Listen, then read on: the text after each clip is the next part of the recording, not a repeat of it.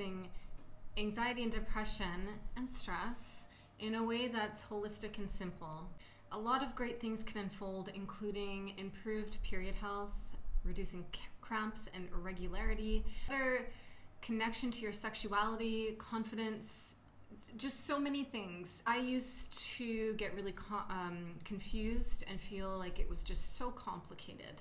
And I went in circles trying to feel better. Love you to feel super empowered right now. Like, yeah, I can do this. It's not that tough. I can do this every day. It doesn't take much time, and I can help myself feel better. My name is Joss. If we have not met, Wild Womb is my sacred offering, and I help people feel empowered to connect to their body, to embrace a healthy sexuality, and love their feminine experiences. I'd love to connect with you, so please do reach out. So how can we reduce anxiety and depression? Maybe you're hearing this and you're thinking impossible. That's what I thought. Honestly, for years, I was like, I think this is just who I am. If you're feeling that, I get it. I completely understand. I know it's tough, and sometimes it's not so simple, right? There's a lot going on, and I think it can be quite soothing to know that, we're just taking this one day at a time, little baby steps, and it's all about patience. Sometimes when you think about this major transformation, like, I'm not going to be depressed anymore, it's just it could be so overwhelming.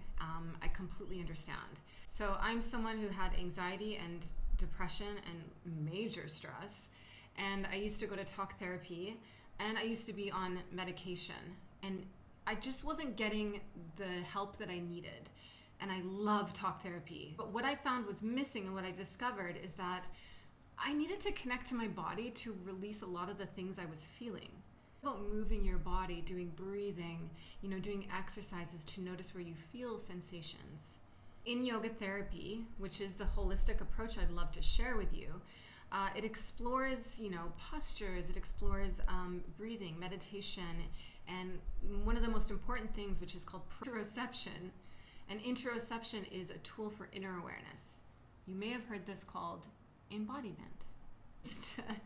Go to all these healers and sessions and be like, oh, please, wise one, tell me how to feel better. I don't know what you're doing, but oh, you are so wise. Like, I need you. But I want to know what to do. I want to understand what's happening here. I want to be connected to my body, and I want to feel like I have the tools for life to feel balanced and connected and calm and all these wonderful things. I think anyone should feel disempowered, or that somebody is smarter than them or knows more than them. I'm not about that. So did you know that major depression is the second most disabling medical condition in the US? And this is sad, but there are more than 49,000 deaths by suicide annually in the US, and it's estimated that 20 to 35% of those deaths are from major depression. That we could all talk about more because it's so prevalent. It's like mental health has such a stigma. Let's talk about this more openly. Major depression increases the risk of death from other medical conditions like coronary artery disease and diabetes. And then when it comes to anxiety, and I know this firsthand, but it's associated with elevated sympathetic nervous system sensitivity. And you can think of this as just your kind of like your fight or flight existence, which I used to live in constantly. And in yoga therapy, in these holistic methods I'm going to share with you, it allows you to be in your parasympathetic nervous system, which is more like the calm state of being. And that's why it's all about frequency with these practices, when it comes to the affirmations, the breath work, the poses.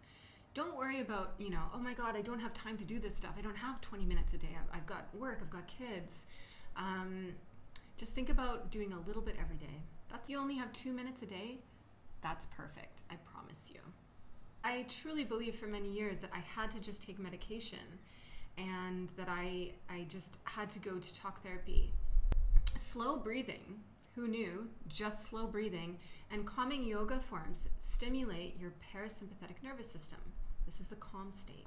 Longer exhales and inhales enhance your calm state, your parasympathetic nervous system.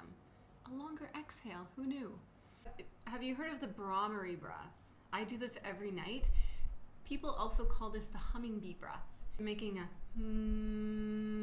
sound on your exhale. This is known to stimulate your parasympathetic nervous system, reduce your heart rate and your blood pressure. Breathing?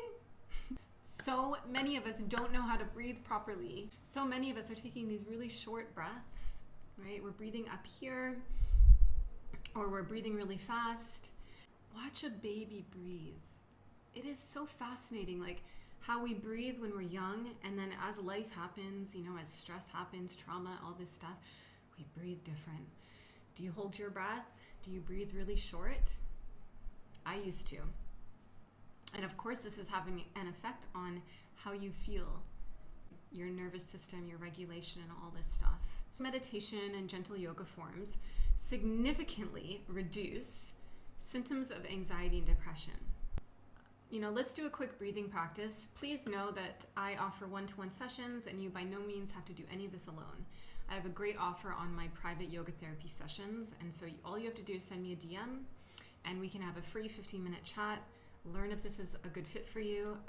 What if we did a longer exhale than an inhale? And to start, let's just notice, if you did a scan, you could be seated or standing. Do you feel tension anywhere in your body? For me, I used to go like this.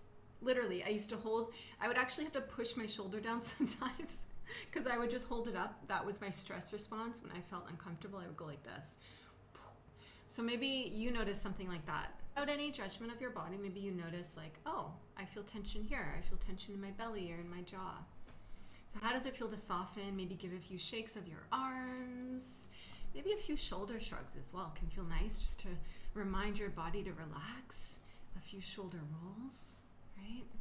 And I'm going to take a few half circles with my neck. So just from one shoulder down and then to the next, okay? And then you could come back to center when you feel complete with that. And I'm taking my middle and index finger and doing a few little taps. So these are getting into your fascia, which is under your skin, and it actually responds quite well to this. Little tippy taps. These taps kind of help you come into the present moment. If you're swirling in your head, like lots is going on, totally normal. I get it as well. But these little taps are sort of bringing you back into your body. And do it wherever you like. I like to do it under my collarbone and kind of by my base of my neck because I hold tension here. So you could do this and just think something kind and compassionate, something loving about your body as you do this. Maybe start a few cleansing breaths as well. I do this every morning. It's so easy, right? Like I take 3 to 5 minutes and I do this little quick practice.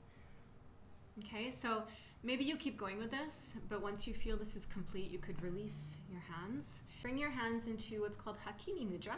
So it's just touching your fingertips together and your thumb and holding a little space in between. And maybe this is something sacred, like, you think about your heart. Take a moment to gaze at your hands. And then on your inhale, gazing at your hands as you reach up.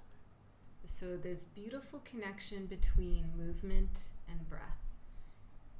Hold at the top, and then on that exhale, keep gazing at your hands as you come down. Okay? We'll do this 2 more times. Nice and slow, even slower now. Inhale, reach up, gazing at your hands, and then exhale, down. There's always this little pause, right? In between each breath. Last one. Inhale up through the nose and exhale down. Good. From here, you could bring your hands to your heart space or your belly, maybe noticing where you feel your center. I'm going to bring my hands to my heart space. And we'll take 3 breaths together. The exhale is going to be a little bit longer than the inhale. Through your nose, take a breath in. Long exhale through the nose all the way out.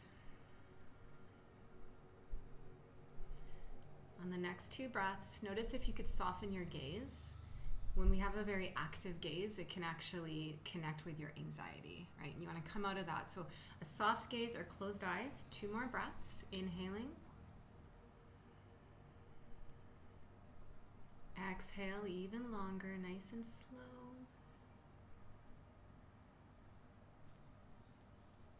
Last one. Inhale all the way up through your nose. And an exhale all the way out.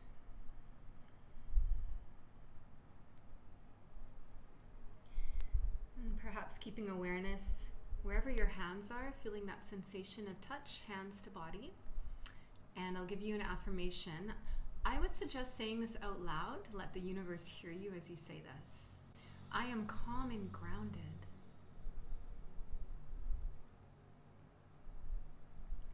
I am calm and grounded.